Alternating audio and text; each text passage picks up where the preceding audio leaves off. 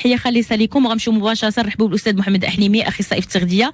صباح الصحه والسلامه استاذي، وعواشك مبروكه.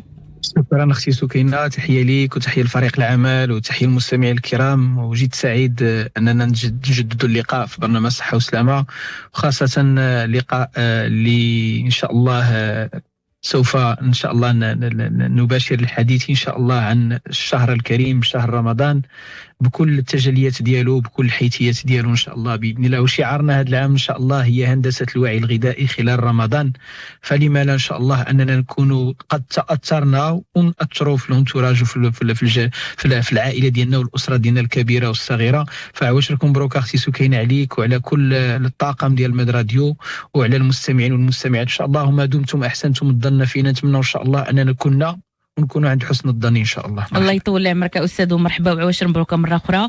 وحنا على مشارف استقبال شهر رمضان اكيد انه الخوف اللي يكون عندنا جميع هي الوزن، واش غنزيد واش غتكون فرصه باش ننقص واش كيفاش خصني ناكل. الانسان ما كيقدرش يتحكم في الشهوات ديالو. المائده الرمضانيه عندنا استثنائيه، غنيه بالسكريات، غنيه بالنشويات. فكخلاصه او كباب مفتوح كيفاش نقدروا نحفزوا الجسم ديالنا على انه يضبط الوزن وينقصوا ما يزيدوش. نعم فعلا اختي سكينه. فاولا كنبغي نشكر كل الاخوان والاخوات لان كان عندنا لقاء خاص في الجامعه ديال التقنيات في مدينه بني ملال يوم السبت. كنشكر كل الاساتذه والطلبه والطالبات، كان لقاء علمي اللي تناقشنا فيه بزاف ديال الامور واللي كان مطول سبحان الله العظيم وما حسيناش بالوقت في احدى المدرجات في الجامعه، واللي كان لقاء علمي. ان شاء الله انا كنوعد الناس ديال بني ملال غادي نرجعوا ان شاء الله في لقاء مفتوح مع الساكنه لان سبق والحمد لله درنا في دار الثقافه كان لقاء جميل جدا. فهذا كان لقاء خاص مع الاساتذه والطلبه، فتحيه لكل الاساتذه الكرام مشكورين على هذه المبادره الجميله اللي كانت يوم السبت بني ملال. والبارح يوم الأحد كان في النواحي ديال الدار البيضاء كان عندنا لقاء كذلك يعني مع العديد من الأحباب ديال أكاديمية فن الحياة من أجل النقاش، والنقاش كان جميل جدا وكان مثمر. وكان بشرك أختي سكينة بالمناسبة يعني واحد السلام يعني كبير لك أختي سكينة، باش لأن هي مسؤولية خصني نوصلها ليك ولكل الإخوان والأخوات. فاليوم إن شاء الله هي ديجا يعني بدينا نتحدث عن الصيام في الحلقات الماضية، وهدرنا على هذه المسألة ديال يعني المسألة ديال كون أن رمضان تربط بالشهوات، وناقشنا هذه النقطة هذه مرارا وتكرارا وبغينا حتى مع المستمعين نناقشوها. المهم كامل هو أن رمضان إن شاء الله نتمناوه يدوز بخير وعلى خير. ملي كنقولوا بخير وعلى خير راه هي سيتون فورماسيون. رمضان دورة تكوينية، وانت ما كتمشي شي دورة تكوينية سي فغي كتاخذ هذاك لو ديبلوم ولا هذيك لاتيستاسيون ولا هذيك الشهادة، ولكن شنو غدير بها؟ تحطها في الدار؟ لا، باش تشتغل بها. هكا عاوتاني رمضان الجميل أنه هو كيجي عندنا كنرحبوا به، احنا ربما كنرحبوا به دينيا لكن صحيا ما غاديش نهضر على كل شيء. ما هو الا كان عتاب راه عتاب محبه. كاين تمظهرات اللي خصنا كاملين نديروا اليد في اليد، ما يمكنش نحيدوها بوحدنا، وبالتالي لابد من تفكير من مهندس كل اسره لهندسه الوعي الغذائي الاسري. هذه مساله مهمه بزاف. صحتكم وصحتنا كاملين جميع نتيجه للسلوكات. شوف الصحة ديالك انت كإنسان عرف باللي نتيجة للسلوكات ديالك. راه ميم الجينات كيطفاو ولا كيشعلوا نتيجة للسلوكات ديالك. يعني ما نرميوش المسؤولية على المجتمع، ما نرميوش المسؤولية على الضغط الإشهاري، ما نرميوش المسؤولية على ما عندي ما ندير، ما قدرتش نتمالك نفسي مي تحطات قدامي ذاك الماكلة. لا، انت وصحتك النتيجة ديال السلوكيات ديالك. وبالتالي من ضمن المعايير ديال الصحة الجيدة هو الوزن الجيد. كتسمعوا دابا لو بوا ايديال، الوزن مثالي، شحال فيك مترو 75، اذا خصو يكون فيك 75 كيلوغرام. هذا العلم هذا ماشي ديال 2025. علاش؟ لان العظم كاين اللي عنده ثقيل، كاين اللي عنده خفيف، كاين اللي عنده متوسط. انا ما غاديش نهضر على موضوع ديال انقاص الوزن بالشموليه ديالو، لان كنا درنا فيه تقريبا اسبوع كامل. مي غادي نهضر وغنوريكم واحد النقطه اساسيه يعرفها اي واحد بغى ينقص الوزن ديالو. فاول حاجه ملي كنشوفوا انسان جماليا، كل واحد فينا كيبغي يكون جميل. هذه فطره كانت فينا من صغرنا، وسيدي ربي حط فينا ان الانسان كيبغي طبعه يكون جميل. انا غير كنفكر الناس ان الجمال نفكروا فيه ظاهريا وباطنيا. ومي انا نبغي نكون جميل، خصني يكون راسي عاجبني راسي. ملي كنقول عاجبني راسي بنمشي من الفهم السلبي، يعني انا خصني نكون كنحب نفسي، كنحب راسي. باش نحب انا راسي خصني نحب الصحه ديالي، خصني نستثمر فيها. وباش نحب انا الصحه ونستثمر فيها، يجب ان احسن السلوك. خص يكون عندي سلوكيات وسلوكات حسنه. وباش يكونوا عندنا هذه السلوكيات هذه، حنا الحمد لله مع التقدم في عبر السنوات كيبان بعض الامور اللي هي مزيان اننا نتكلموا عليها. غير هي لان بزاف الناس مثلا ملي كيسمعوا يسمع استثمار كيقول لك الانسان كيخاف. لا، استثمار انت من حقك انك تستثمر. يعني الانسان يعني فيما يرضي الله من حقك تكون ارشي ملياردير، حتى شي واحد ما يحيد لك هذا الحق. لكن هذا الجسم اللي غتستثمر به خصك تستثمر فيه، لان انت قبل ما تستثمر يعني جسمك، انا كنقولها ديما، جسمك كتقول له يلا نوض، كينوض معاك، يمشي معاك للخدمه، يمشي معاك لهادي، ما هو عطاك، انت شنو عطيتيه؟ هذا السؤال المطروح. اول حاجه واول انديس واول معيار هو الوزن. خصك ما تكلفش عليه. تخيل دابا انت زايد على الوزن ديالك. ملي كنقول الوزن، شوف، بغيتي تعرف الوزن ديالك شحال خصو يكون فيك، انا نقول لكم تعرفوا كيفاش الوزن. كل واحد يعرف الوزن اللي خصو يكون فيه. كيتسمى الوزن الفيزيولوجي، ماشي الميزان، ماشي لامبيدونس متر. لا، كل مزيان وعيش مزيان، وجسمك هو كيقلب على الوزن ديالو. علاش؟ لان الا بقينا مشينا بالهوس ديال نقصوا الوزن، غتلاقى شي وحدين في شي طرقان، اسمحوا لي على المصطلح، ستستغل، يعني ابشع الاستغلال. وبالتالي اي واحد، لان الوزن هي نتيجه، ما ديروهاش غايه، ديروها، خليوها نتيجه. ملي كيكون عندك انت نتيجه، دونك شنو هي الغايه؟ الغايه هي الصحه. انا ما كيجي شي واحد عندي كيقول لي انقاص الوزن، كنقول له كبر الطموح.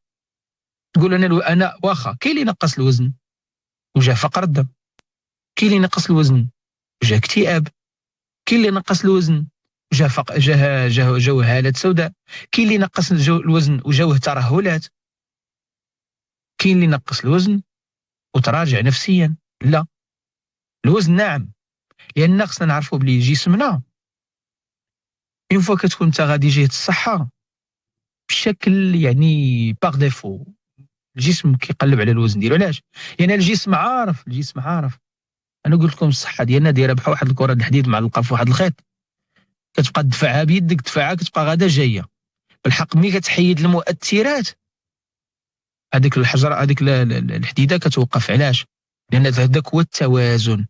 فانت شنو بغيتي تنقص الوزن؟ تقدر تنقص الوزن ودير تنقص بزاف ديال المشاكل. احسني السلوك، لي كومبورتمون اليمونتير والسلوكات ديالنا خصنا نضبطوها. نعم، شهوة الاكل قويه، يعني لو ما كانتش قويه راه هي سبب وجودنا فوق الارض حنا. لان سيدنا ادم باش غواه الشيطان ماشي بالاكل، وبالتالي الاكل هو اصل كل المشاكل في الكون. ما تنساوش هذه القصه هذه، ما نساوش القصه ديال سيدنا ادم عليه السلام. وقلنا يا ادم اسكن انت وزوجك الجنه وكلا منها رغدا حيث شئتما ولا تقربا هذه الشجره فتكون من الظالمين. والشيطان الله سبحانه وتعالى قالنا اهبطوا بعضكم لبعض عدو. هو راه ما نساهاش، حنا بعض المرات كنساوها. وياما بيبان كيمشيو من الماكله. فالماكله نعم استمتع بالماكله، الشهوات نعم شهوات، ولكن ماشي غير في شهر واحد، في 12 شهر. انا ماشي ضد الشهوات، ما علاش غير رمضان؟ انا كمحمد احليمي راه شهر 11 شهر وانا كناكل السلو، شعبان كامل وانا كناكل السلو، حتى يجي رمضان ما غناكلوش. علاش؟ لان ما كاينش بلاصتو. ماشي انا ضد السلو، لا، لان شوف الغذاء الصحي بين قوسين راه ماشي غير هو خصو يكون صحي، الوضعيه الاكل خصها تكون صحيه، الوضعيه الاجتماعيه خصها تكون صحيه. وانا قلت لكم خذ نتايا اي وجبه صحيه كلها وانت معصب توكسيك. فالغذاء الصحي عنده شروط. علاش حنا كنقولوا الثقافه المغربيه؟ لانها كتحترم هاد الشروط كامله، كتجلس مع الحباب وجلسه بعقلها وفي الهدوء، وهذه هي الثقافه الوطنيه. فرمضان الوزن، نتايا عايش الحياه ديالك، اي واحد كيسمعنا دابا عندك طموحات وي من حقك. انا قلت لكم فيما يرضي الله، الله يسخر والله يربح. روعه. انا كيعجبني الشاب فيما يرضي الله. كنا كنناقش مع طلبه في الجامعه، فيما يرضي الله طموحك ما عنده حدود. بالحق باش بواحد الاداه، شنو هي؟ الجسم. اعطيه حقه، اعطيه سلوكاته، استثمر فيه. اول استثمار هو الوزن. تخيل انت مثلا واخا انا لا احب الارقام، خصو يكون عندك 70 كيلوغرام وانت عندك 80. تخيل هاز معاك جوج بواده ديال 5 يطرو فين ما مشيتي، 5 كيلو هنا 5 كيلو هنا، 10 كيلو. طلعتي في الدروج، مشيتي تجري، مشيتي للخدمه، هذه 10 كيلو ديما هازها معاك. ما لان ملي كنتخيلوها هكا كتجينا صعيبه. بالحق ملي كتكون زايده عندنا في الجسم ديالنا كتجينا عاديه. ضغط على المفاصل، ضغط على القلب، ضغط على الهرمونات، مشاكل هرمونيه، وزيد وزيد وزيد. فعقليه الربح والخساره هي لغه محفزه. مزيان انا الناس يكون عندهم الربح، لان العقليه ديال الربح استثمار. علاش؟ لان اختي سكينه نهار نوليو نفهموا التغذيه ديال الناس تاع انفستيسمون، غادي يفهم الانسان باللي راه فريمون اي حاجه دارها راه استثمار، يعرف راسو رابح. وانا قلت انا العقليه الاستثماريه هي محفزه للجميع، لان كلشي كيفهم العقليه الاستثماريه. ولا الحساب والكالكول ماشي عيب. وكتعرفوا الانسان كيمشي اي افير كيشوف راسو، ملي كنقول انا افير ماشي غير مادي، كيشوف راسو شنو هي الارباح وشنو هي الخسائر. ملي كتكون الارباح اكثر من الخسائر كيدخل في لافير، على الاقل نظريا. الصحه واحد لافير اللي هو مربح جدا. التغذيه الجيده واحد المشروع اللي هو مربح جدا. كاين شي واحد يقدر واخا يدير لك ليتود مارشي، كاين شي واحد يقدر يقول لك هذا المشروع مربح، مستحيل تدخل للواقع. كيخرجوا لك دي كونترانت. الصحه لا، التغذيه لا. التغذيه مشروع مربح، انا نقولها لك من هنا، مشروع مربح جدا. علاش؟ لانك تربح جسم اللي تقدر تربح به كل شيء. انا يعجبني نشوف انا واحد الجسم ديال واحد الانسان عايش في واحد الرفاهيه هو صنعها راسو من الصفر. الحق في غياب الصحه ما قيمتهاش. شنو قيمتهاش؟ الله يعطيكم الخير. كيجي رمضان باش كيفكرنا بهذا الشيء هذا، ماشي بالشهوات. اما حنا، انا ماشي كنقول ما كاينش الشهوات، لا، اما حنا عندنا الشهوات على طول العام. ترى من دخل الشتاء والناس كيديروا الطاجين ديال شويه د اللحم دجاج بلدي مع القوق والجلبانه والفول، ولا ويصاوبوا داكشي في المنازل ديالهم، سواء السلطات سواء عصائر العام كامل. علاش رمضان بالخصوص؟ رمضان كتلقى مائده كيترمى فيها الثلثين، والثلث اللي تنكل النص ديالو، يعني نصف الثلث ضايع. علاش في رمضان بهذه الطريقه؟ فانا قلت الوزن، والانسان قبل ما يشوف النظره ديال الاخر في ذاته يشوفها هو. انا خصو يعجبني راسي، خصو يعجبني الوزن ديالي، خصو يكون وزن اللي الجسم كيرتاح فيه. بغيت نجري جسمي يعاونني، بغيت نطلع في الدروج جسمي يعاونني. لكن لما كنزادوا في الوزن كاين تداعيات ديال زياده الوزن، تداعيات اجتماعيه. اسمحوا لي على هذا المصطلح، ما الناس ما خصهمش يقولوها، عيب الانسان يقولها. ما كنسمعوها كيقولوا الغليظ، وتصوروا دراري صغار كيسمعوا هذه الكلمه. علاش وانت كبير علاش تخلي راسك في هذا الموقف؟ التداعيات ديال زياده الوزن كاينه اجتماعيه، كاينه اقتصاديه. تداعيات اقتصاديه علاش؟ حيت كاين اللي عنده زياده في الوزن كياكل، وداك الشيء اللي كياكل فارغ من حيث القيمه الغذائيه، كيعاود الجسم، كيتسمى الجوع الفيزيولوجي. الجوع الفيزيولوجي هو انك انت ما عطيتيش لجسمك العناصر الحقيقيه، عطيتيه عناصر مزوره، خنتيه في التغذيه ديالو. فكيبقى ديما عنده لان شنو هو الجوع؟ الجوع هو نداء ديال الخلايا.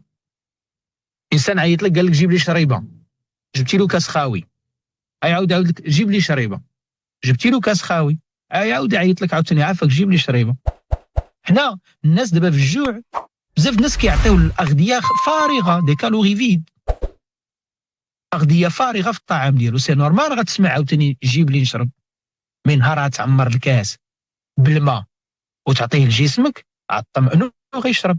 شحال من واحد دابا الجوع عنده متكرر لان عنده جوع فيزيولوجي، لان مي ياكله هو وشبع ما شبعش بالهرمونات، شبع بالامتلاء. ومالوغوزمون الاغذيه كلها سالات في القولون، ما سالاتش في الدوره الدمويه، لان العناصر الغذائيه الصحيحه في الاستثمار مي كتاكل الشريحه سي فغي غاليه. نعم هذا جانب بوحدو بالحق. بزاف الناس كياكلوا كيلو، حنا ما خصناش ناكلوا كيلو، خصنا يكون عندنا تدبير ماشي التبذير. فناخذ انا غير شريحه واحده، العناصر اللي كاينين في الشريحه مباشره كتمشي للدوره الدمويه وكتمشي عند الخليه كتقول الله اخيرا انا خديت عناصر، ما بسكوي حلوه. هادشي هذا كيسالي بامور فيزيولوجيه لا تحمد عقباها. فرمضان كيجي باش يذكرنا بهادشي. التداعيات ديال الزياده في الوزن قلت اجتماعيه، اقتصاديه، نفسيه وصحيه. والوزن انا بالنسبه لي هو المعيار الاول ديال الصحه ديال الانسان. لكن الوزن ديالك باش ما يصبحش هاجس، حيت الا اصبح هاجس غادي تتلاقى في طريقك، ما كنهضرش انا على كل شيء، مي غتلاقى في طريقك في جميع مي كيكون عندنا داك الهواجس جميع فهذه في المكملات، في هذا عندي نقص، هذا عندي نقص، هذا عندي خذ هذا العسل، خذ هذا المنتوج، البروستات، المشاكل الجنسيه. غتلقى بعض الناس اللي كيستغلوا هذا الهاجس ديالك وكيبداو يعطيوك، وكيبدا الانسان يشري ماشي بالعقل، كيشري بالعاطفه. فالصيام ياتي باش يقاد هذه الحسابات كامله. اش كيدير الصيام؟ انت دابا عندك وزن زايد، شنو غيدير لك الصيام فيما يخص الوزن؟ حسبوا معايا وشوفوا المنطق، وانتم غتشوفوا اي واحد زاد في رمضان يعرف راسو بلي دار سلوكات غير جيده. الناس غيقول لك رمضان ما كيزيد في الوزن ما كينقص في الوزن. رمضان والصيام بصفه عامه باش يكون على طول العام، الصيام يضبط الوزن. الناس راه كيعرفوا انا شخصيا مع الناس اللي كنتعامل معاهم انا ما كاينش شي واحد عنده زياده في الوزن وما كيصومش. علاش؟ حيت انا عارف الصيام اقصر طريق امن، حيت كاين بعض الطرق اللي هي غير امنه. اقصر طريق امن في ضبط الوزن. شنو كنقولوا؟ ضبط الوزن. انا نقول لكم علاش.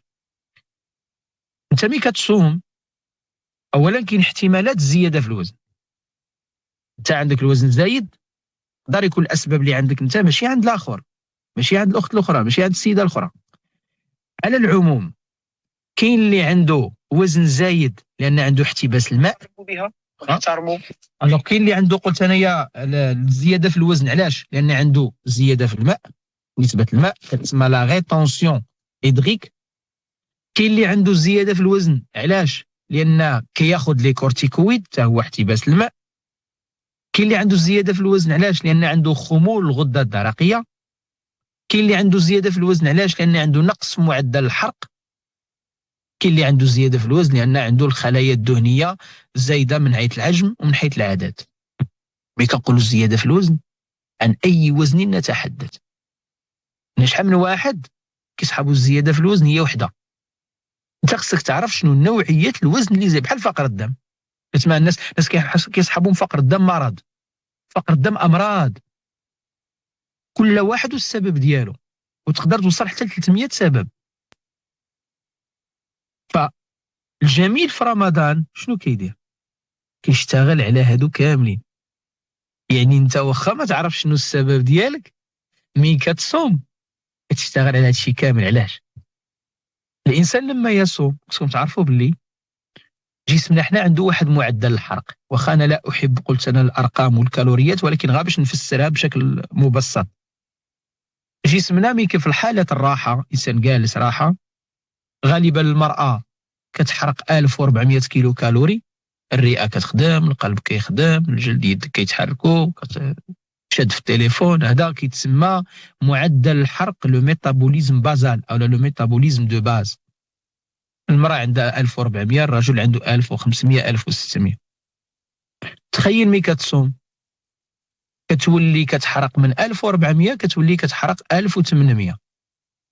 جسمك ما جريتي، ما درتي لامبيرميابل، ما خرجتي هادي، وانت جالس وانت صايم جسمك طلع لو ميتابوليزم دو باز، معدل الحرق، كتولي كتحرق 400 سعره زايده على داك الشيء اللي كنتي كتحرق. هذا واش ربح ولا ماشي ربح؟ كبير بزاف.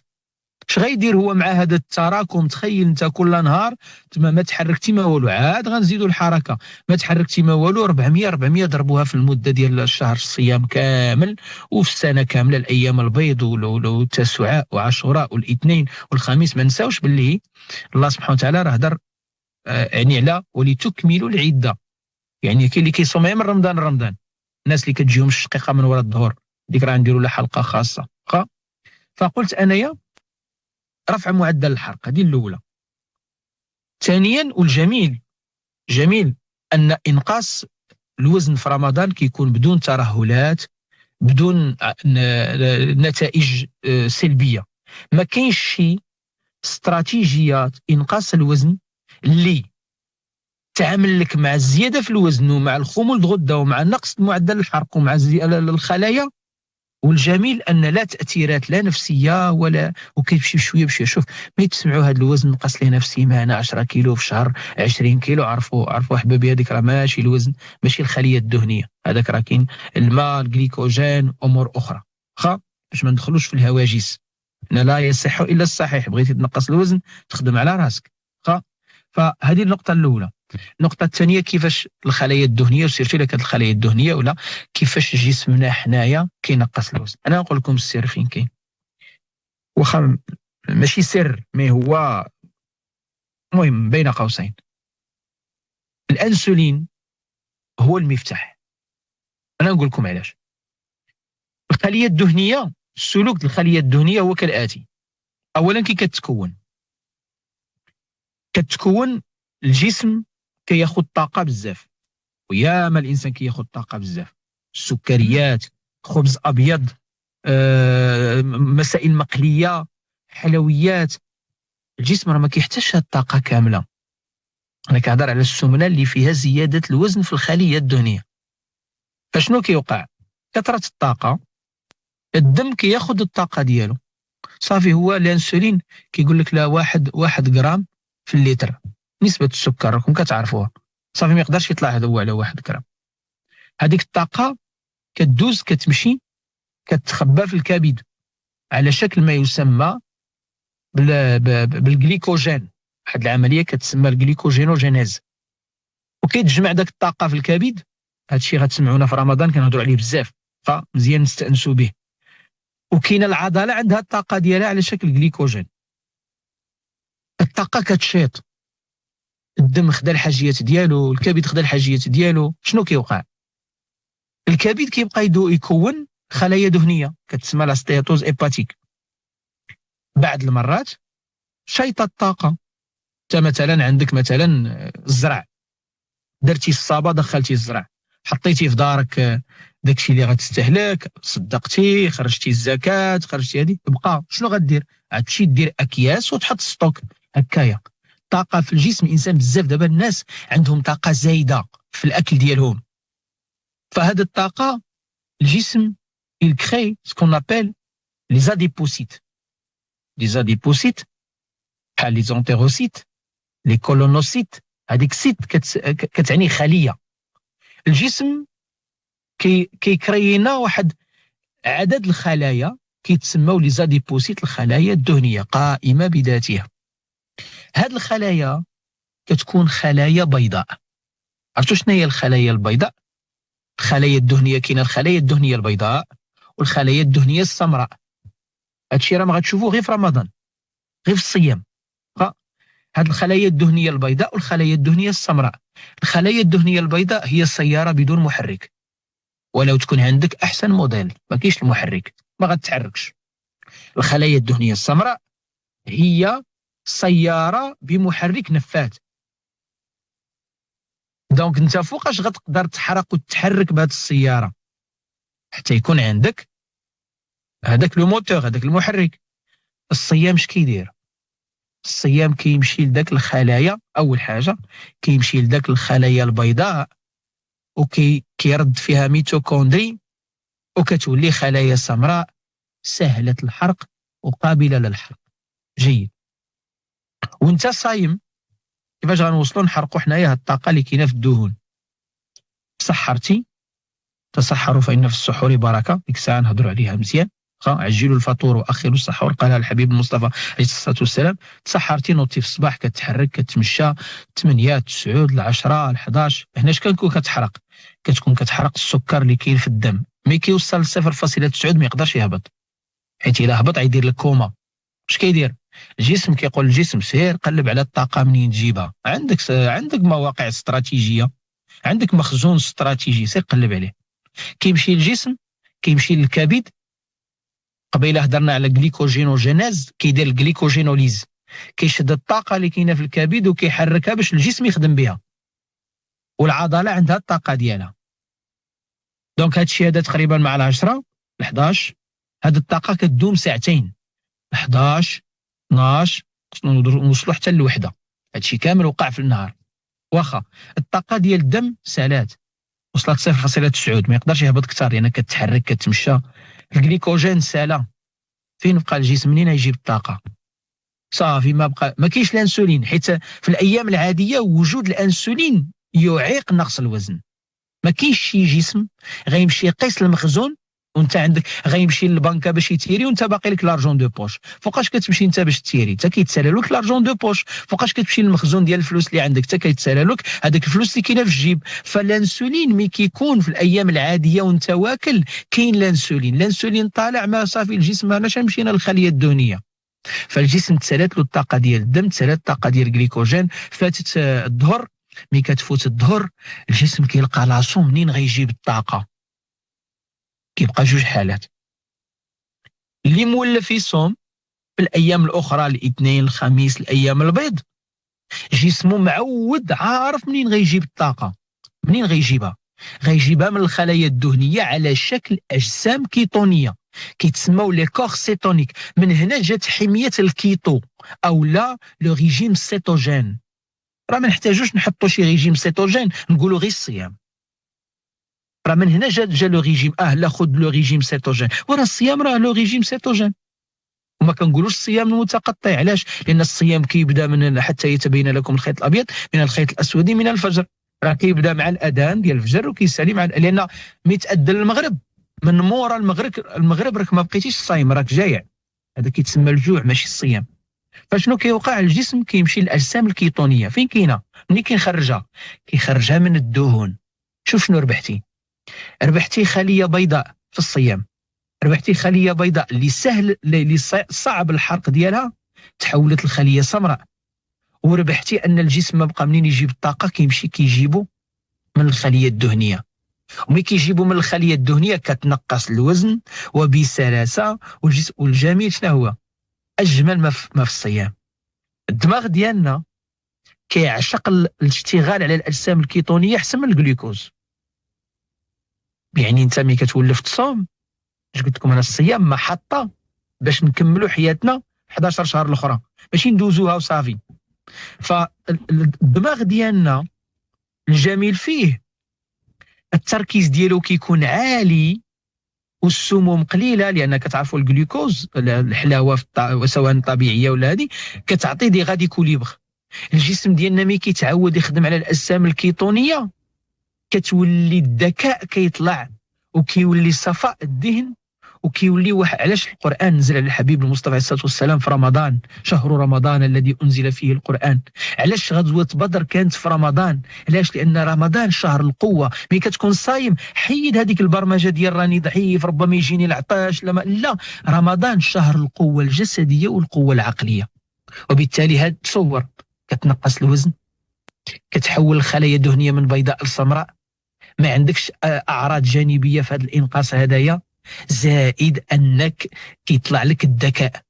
لان الجسم كيولي يفرز البدا ان اف لي فاكتور نوروتروفيك وكيولي يخدم على الاجسام الكيتونيه. ها منين جابوا الاجسام الكيتونيه وحميه الكيتو، ها الفوائد ديالها وهذه علاش؟ لان لي كورسيتونيك راه ورا الظهر كتبدا تخدم بهم. هذا الانسان اللي مولف يصوم الايام العاديه، اللي ما مولفش اختي سكينه يصوم الايام الاثنين والخميس والايام البيض، من ورا الظهر كتجيه الشقيقه تقريبا 1 ساعه المكانه كتمشي. هذيك الشقيقه شنو هي تغير ديال عقلو. كنت قلت لكم انا الدماغ ما كيصبرش على قله الاكسجين، كثره ثاني اكسيد الكربون وقله الطاقه. الجسم الدماغ ما معودش، هو عارف غير هو ما معودش يخدم على لي كورسيتونيك، لان هذا الشخص اللي كيملك هذا الدماغ كيصوم من رمضان لرمضان. فشنو كيوقع؟ لاحظوا ان الشقيقه كتفوت لكم من بعد ساعه، والنهار الاول في رمضان، الثاني الثالث في رمضان صافي ما كتبقاش تجي. كنهضر انا على الشقيقه ديال رمضان. واخا هذا هو التفسير العلمي ديال هذه الامور هذه كامله. والجميل هذا في الصيام انه يشتغل على كل انواع السمنه وبدون مضاعفات جانبيه ومجانا، هالاستثمار مجانا وبالتوازي مع ارباح اخرى وبنفسيه جيده.